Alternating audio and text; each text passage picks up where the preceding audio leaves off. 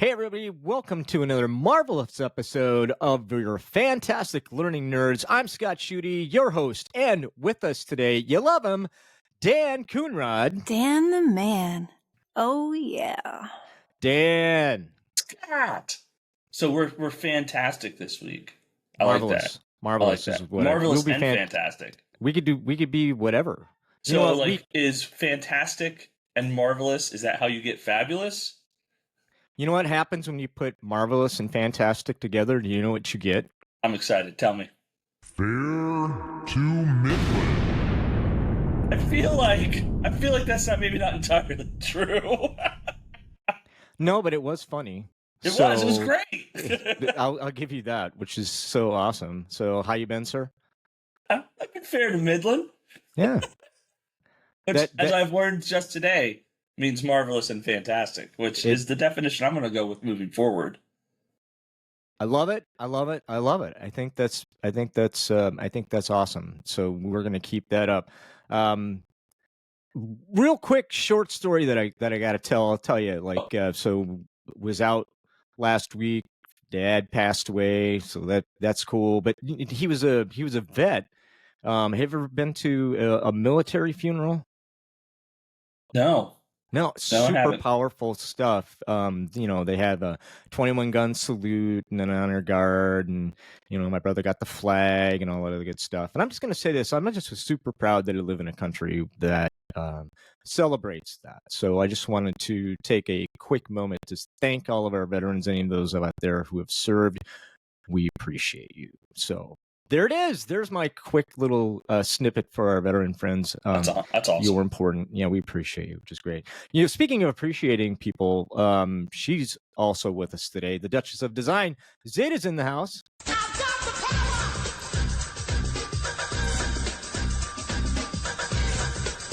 I've got the power.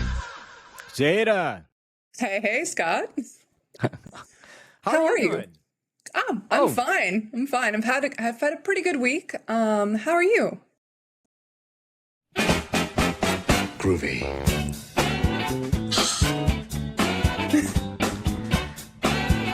Now we know that's a standard response for you and how you're doing, but we'll get the hang of it. Right now, I'm doing groovy. It's a good week. It's a good week to be together with my friends, and we've got a really exciting show coming up, and that's fantastic. But before we do that, we've got to dive into our new segment for the show, the Nerdy 30. Everybody.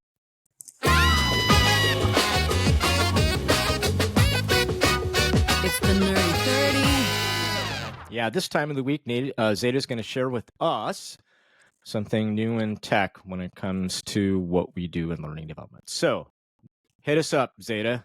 Well, this is a little bit different of learning development. It's of the robot kind. So just a little tidbit of tech news that might have missed your news feed. BMW is testing humanoid robots at its South Carolina plant. The world's first commercially viable, 100% autonomous humanoid learns and self-corrects. It's called the Figure 02.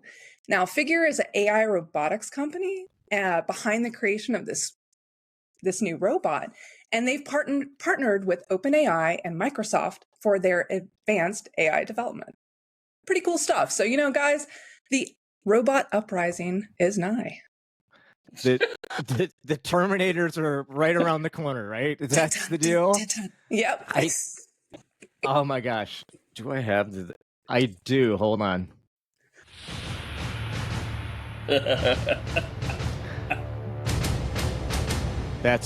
Yeah. All right. Thank you. So do they talk? Do they talk yet, or are they just lifting boxes? Because I've seen the robots that lift the boxes and stuff. No, they're not talking. They'd have bimanual, which is this fancy word for using both hands, doing detrimental, hazardous, repetitive tasks that usually humans aren't able to do, but they can self-correct, which is really cool. And they're not aware that they're doing hazardous stuff yet, because when they're aware that they're doing the hazardous stuff, we may have a problem. Is that that's where it might be a little bit sticky. Yeah. Okay, maybe sticky. Well, thanks for sharing that nerdy 30 stuff. That's cool. I mean, No problem. before the show, we were talking a little bit about AI. The genie's out of the bottle, folks. That's great. Now we can put it into the robots. That's cool too. Hopefully, we get Rosie, because I love me some Rosie from the Jetsons. That's what I want in my robot. Not so much Arnold. That's my deal. So anyway, thanks for sharing that. Hey, Anytime. folks, we're gonna have a fantastic show today. We've got a great guest, a really awesome topic, and we're gonna learn all about her in a segment that we call "What's Your Deal?"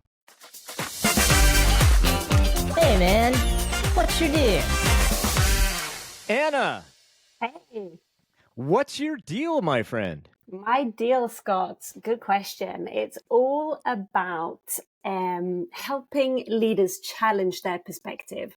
So today we're in a workforce with 5 different generations, and some of the older senior leaders, they believe their way is the right way, and it doesn't have to be. So it's all about supporting Gen Z in the workplace and getting their voices heard and getting their ideas in the decision-making room. That's great. So, how did you come from? Tell us a little bit about where you started and how you got to where you are today when it comes to Generation Z. So my journey with Gen Z started in the classroom, actually, as a teacher in Sweden. So I met this generation and I instantly knew that this was different and I needed to change to be able to meet them where they were and to get the best out of this group of people. And when I did, it was amazing. It was magic in the classroom and the engagement levels were through the roof. But when I didn't get their buy-in, the energy completely dropped. And I started realizing they were working against me rather than with me if I didn't check in with them properly. Really important stuff, and I can't wait to hear more about it. I know our audience are primarily are people putting learnings together that includes this audience. And if you think that you can go ahead and do status quo kind of design and leadership approaches with this generation, you may find that it doesn't work so well. So this is going to be a fantastic time together. And with that, let's go ahead and dive into our topic of the week.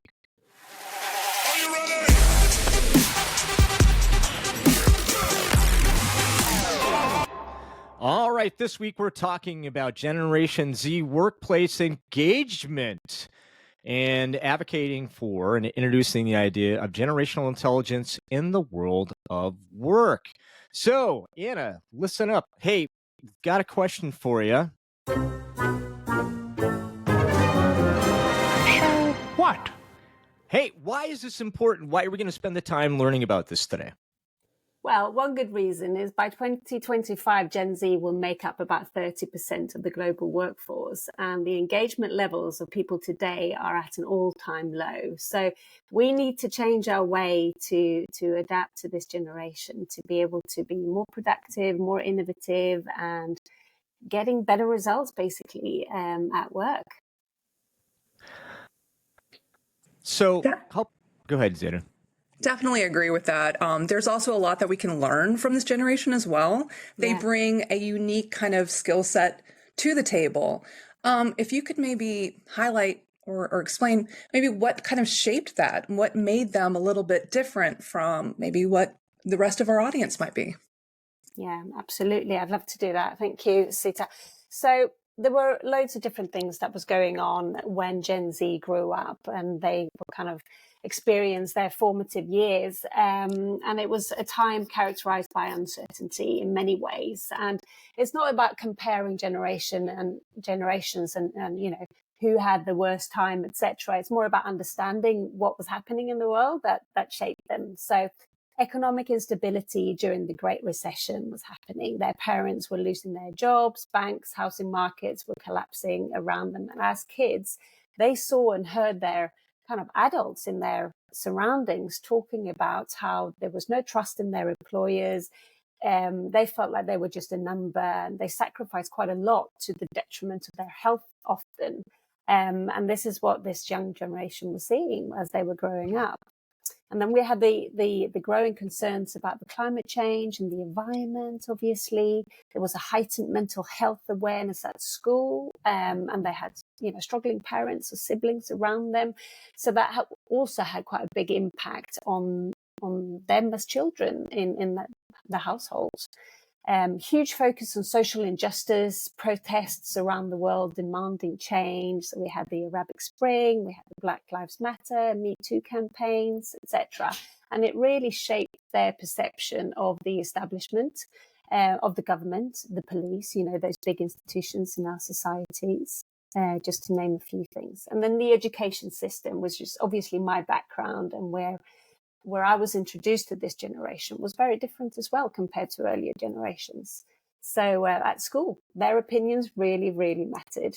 There were teacher surveys, there were committees, student councils, evaluations, co-creations, etc. So they were asked to share their opinion, and then suddenly they move into the place or the world of work, and their opinions aren't necessarily regarded as important anymore because they're junior.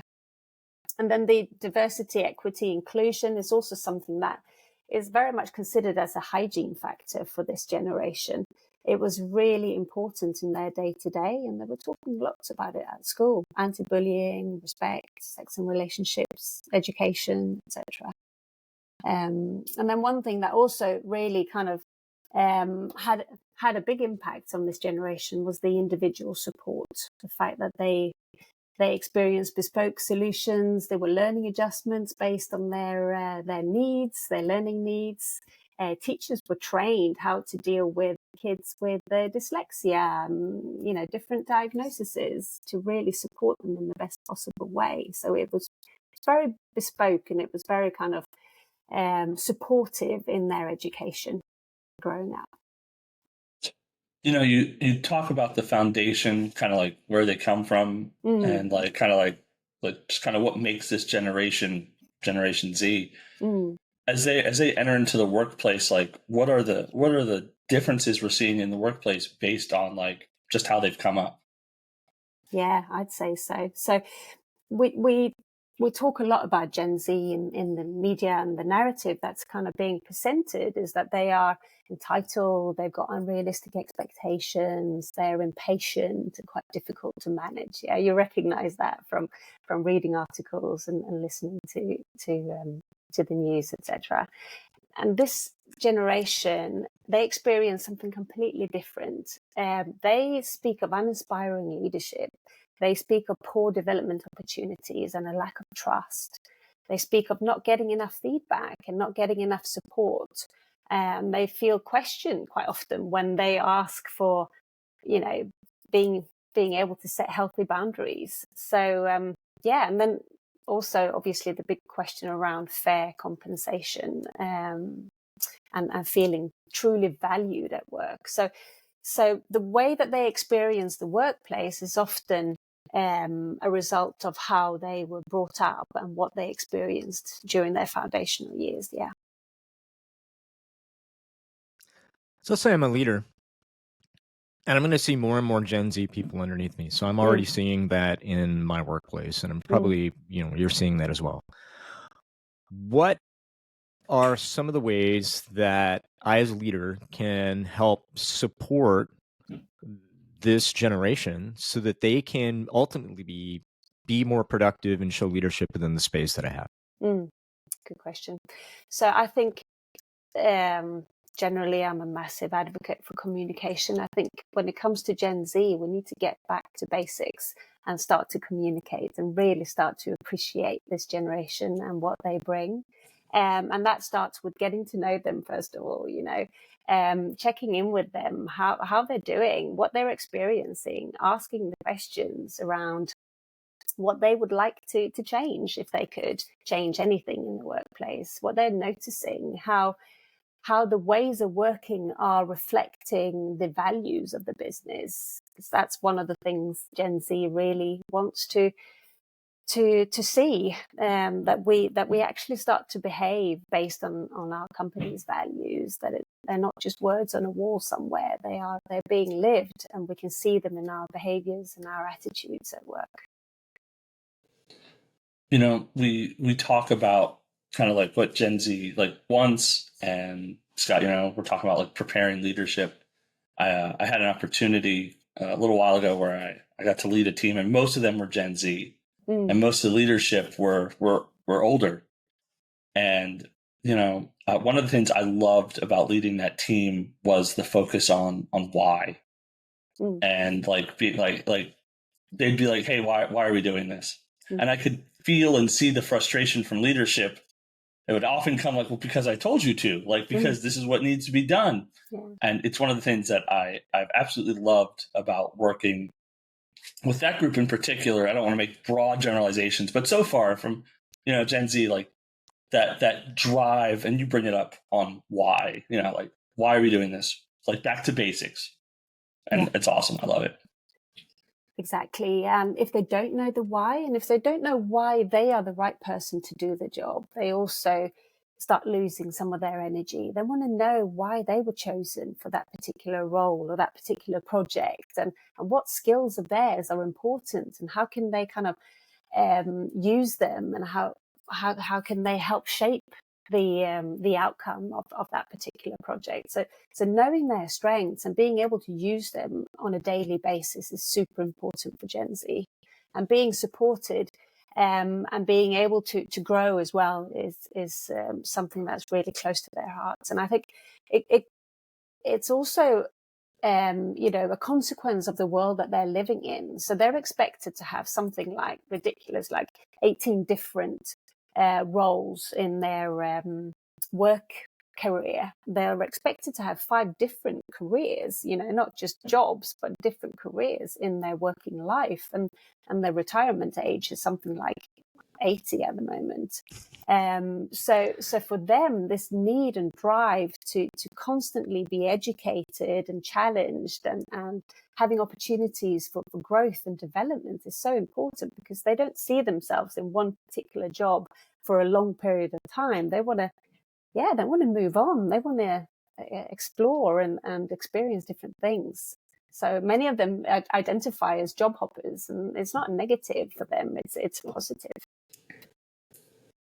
I think it's also kind of the climate as well. A lot of people don't stay in the same job for more than 2 to 3 years, or they start to stagnate, and their wages do as well. Yeah. Not only that, but there's something to be said for having a challenge, having your purpose, and then also seeing how you can shape where you're at. Yeah. And I think having that new job hopping helps them do that. Yeah, for sure. And that's a really important point, Sito, that they want to feel aligned with the mission of the business. And if they don't, then that's a big problem. They won't be able to give everything they want to give if they don't believe in the mission or the purpose of the business. So including them in that, not just, you know, why we're doing it, but also what do we want to achieve with our work. And if they feel aligned with that, you know, they'll do a fabulous job. Really great stuff. Love you brought up strength-based leadership. I'm a big fan of that, right? And that really does, from a leadership perspective, put a lot of onus on me as a leader to try to really figure out what my people are good at, but also have those conversations of, hey, what do you want to do? Right. So hopefully the Gen Z people are coming in with this, hey, you hired me to be an analyst, but man, I would love to get up in front of people and make some presentations and all this other good stuff. Like understanding those things to help people grow. I mean, it's a good rule of thumb regardless of what generation you're in, but it sounds to me like this is equally or probably more important to the Gen Z that's out there. Yeah, and I think you're pointing on something important here. All generations have needs and expectations and desires and wants with, you know, where their career is going and what they choose to do. But the big difference with Gen Z is that they're ready to leave if they don't see it. Other generations might stay and feel unhappy, but Gen Z has a different approach to that, and they would rather pack up and leave and choose to do something different if they don't see the right kind of development for them. Yeah, so the sense of value, right? So if I'm not contributing in a way where people appreciate me, well, somebody else might, right? So I'll go find that, because that's going to be really important to me. Yeah, for sure. Let's transition real quick. Think about the classroom, right? So let's take corporate America, and we could also talk a little bit about, K through 12, or even, upper education as well. Like what do those Gen Z people need in the learning environment that our instructional designers need to be aware of? They need guidance and support. They need really clear briefs, and that's something leaders can definitely explore and improve in. So giving really clear briefs and again, as Dan was saying, understanding the why is really important as well. And having that kind of feeling of, I can ask questions if I need to, because if I get stuck, then that's a problem, and they can sit and procrastinate for quite a while if they don't know the next sort of step. So helping them and supporting them and asking them what could be a natural next step with this project, and having those kind of discussion, more of a coaching approach to the leadership style, rather than just telling, because involving them in the next steps and the decision making is something that they appreciate.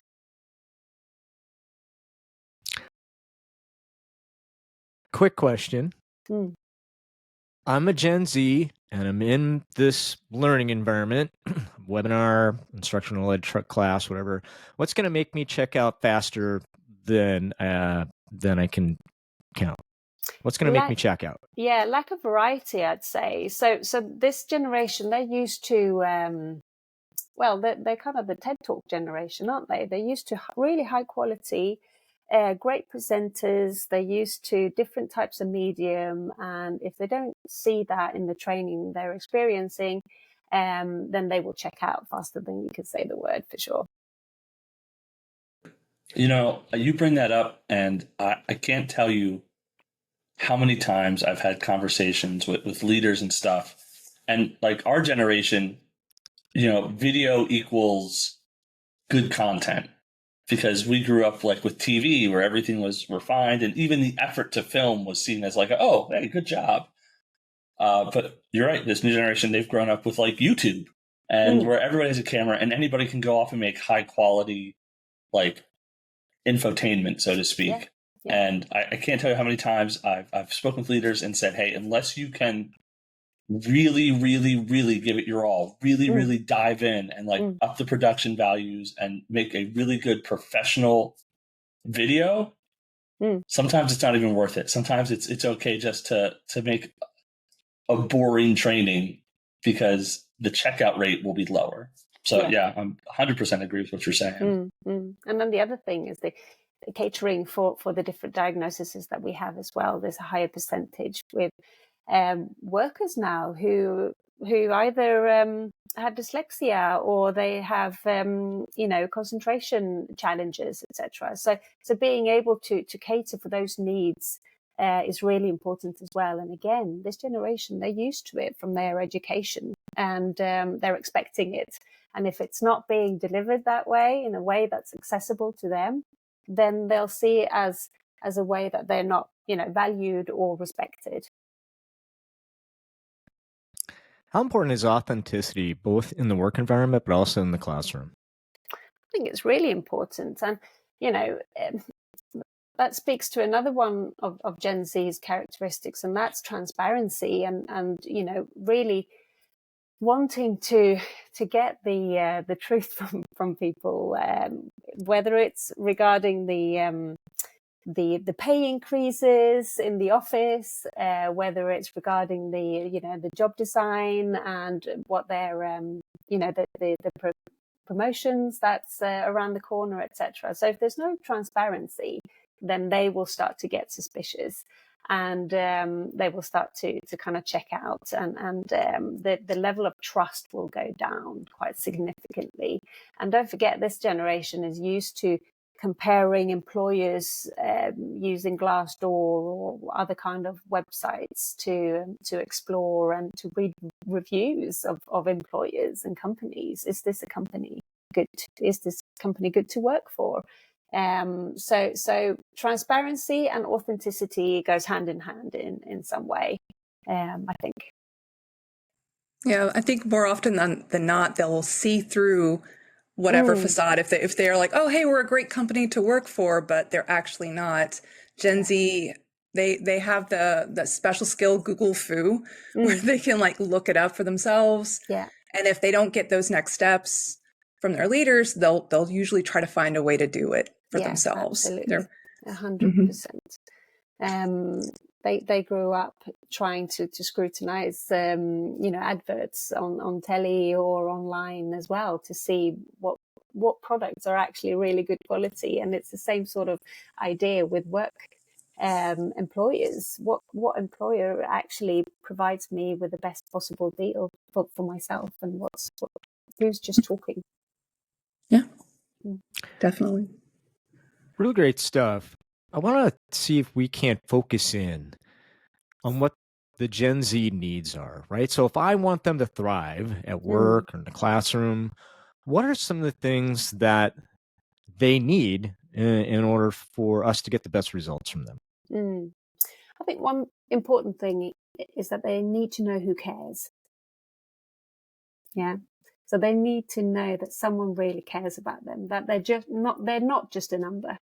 They are someone who's important to the business, and someone cares about them and how they're feeling and how they're performing. So that's something, quite different to other generations, and it's a leadership skill that I think we can all improve, and that the world of work need to acknowledge. So caring is important to support them. The other thing is trust. So they want to feel trusted, and they want to trust their manager or their peer or whoever they're interacting with. And with trust, it's trusting the intent, it's trusting the integrity of the individual, it's trusting the track record, and it's trusting the competency. So there's so many levels to that trust, isn't it? So that's important as well. So from their perspective, when they go to an employer, what are some of the ways that they can try to identify what would be a good fit for them? Well, speaking about trust, as an example, the whole conversation about working from home and flexible working, for Gen Z, it's almost the business is actually showing whether they trust their employees or not, if they are willing to let them work from home, for example. So that's the biggest hurdle to get over, in a way. It's not about not wanting to be in the office. It's about knowing that my employer really trusts me, and if they do, they will allow me to do the work wherever I want to do the work. So that's an example of how this translates into the actual workplace.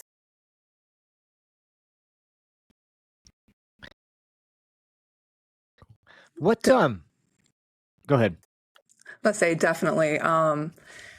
Instead of just punching in, punching out, they want to complete their projects, and they want their managers to know, oh, hey, they are getting things done and I don't have to be micromanaged. And I think the more global that we are becoming, the more that's an important factor, I think, for all employees.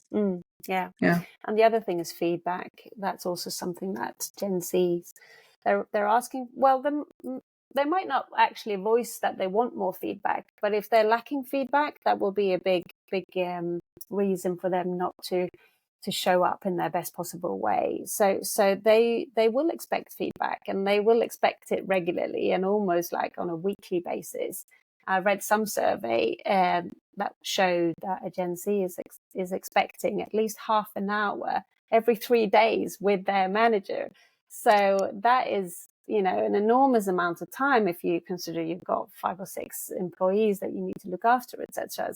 So some of it might be unrealistic, and that's where we need to have these conversations with our direct reports and say, I might not be able to deliver what you're hoping for or what you're expecting. How can we find a way for you to feel really supported without me giving you an hour and a half a week.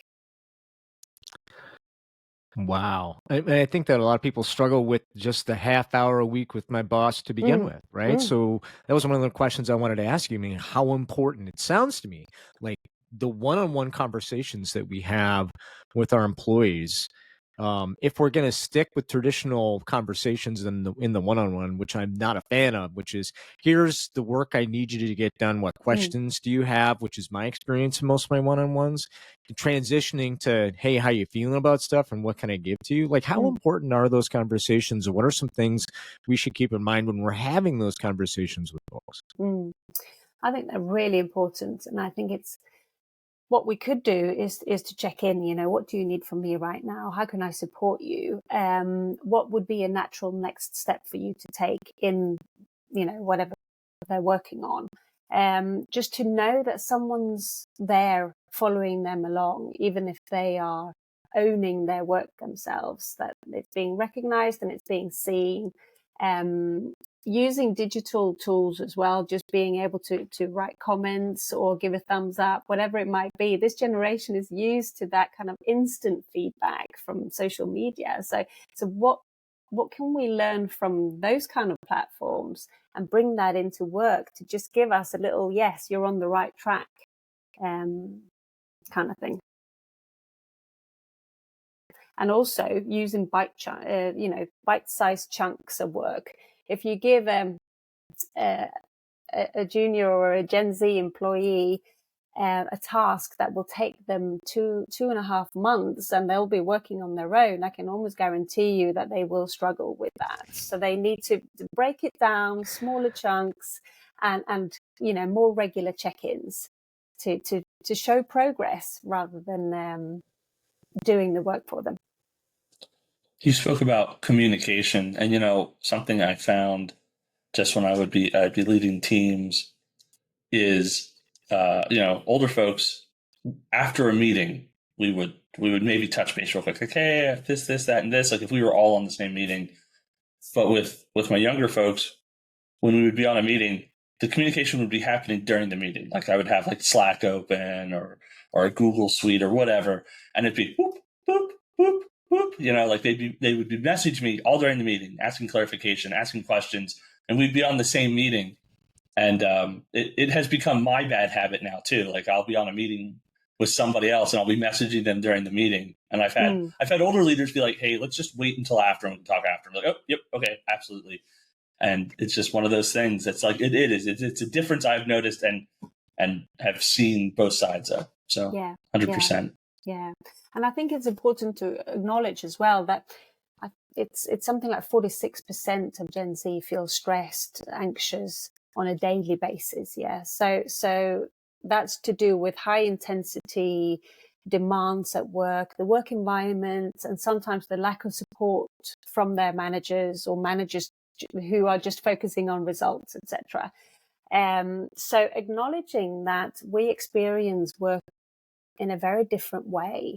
All individuals do. And that my perception of what is an okay workload might not be the same for you, Scott, or for someone else. So having that conversation, how is your workload affecting you? And what do you feel really strong doing? And which areas of your work do you feel more anxious about or less confident about? And is there any sort of training that you'd need to be able to raise that level of confidence and to feel more secure doing those tasks? Or is it the process that's actually at fault? You know, do we need to change the process for you to be able to do your work in a more successful way? So having those conversations is really important. And then of course the boundary between the private life and work life is kind of blending more and more now as well compared to in the past. And financial struggles, the constant connectivity, the kind of the informational overload is all contributing to this stress as well. You know, caring for family members, etc. So we're bringing all of that into work, which we used to leave at home back in the day. Fascinating stuff. I I could spend hours talking about this, primarily not just because it's neat and relevant, but also because we're all living it, right? And Yeah, then, completely. the opportunity for us to all come together, super important. Like I try Yeah. to keep that top of mind in my life these days. That being said, as we begin to wrap up and bring all this together, what are a couple thoughts that you want to leave with our audience as we begin to close this up? Yeah, I think it's really important to ask yourself that question, how can I realize the full potential of my younger workforce? So, and with realize, I mean two things. First of all, it's actually realizing everything amazing that they can bring to the workplace, their energy, their skills, their expertise, their drive, their passion. And the second kind of meaning to that word is how do I realize it? What do I need to do to help unlock all of this potential? And how can I change my management style to really connect with this individual, to make them feel seen and heard and recognized? Yeah, so that's one thing. Awesome stuff. Anna, thank you so much for joining us today and bringing this important topic to not only us, but to our audience out there. Could you do me a favor? Could you let our audience know how they could connect with you and talk a little bit about your new book? Yeah, of course.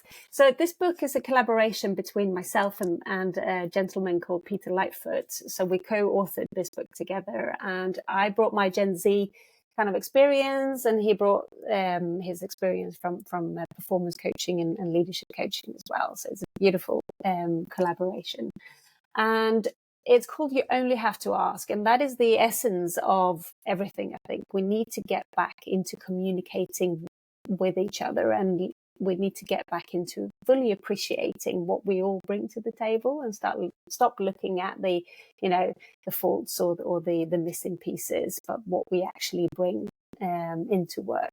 So appreciating each other and understanding each other. And this book is based around 8 important questions that we all ask ourselves. And if we don't have the answers to them, we will leave our passion at home before we go to work. So it's all around expectations, knowing the why, understanding how my own why is connected to my company's why, and the care and the confidence and rewards that we get, and whether they are in alignment with what I want from work. So those are the 8 questions. That's the framework.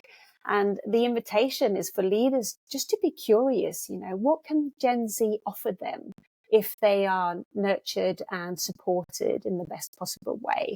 And it's the future. So we can't really keep that door closed any longer. We need to invite them in. We need to have them around the table and to get them involved in shaping the business so that it can be future-proofed, I suppose.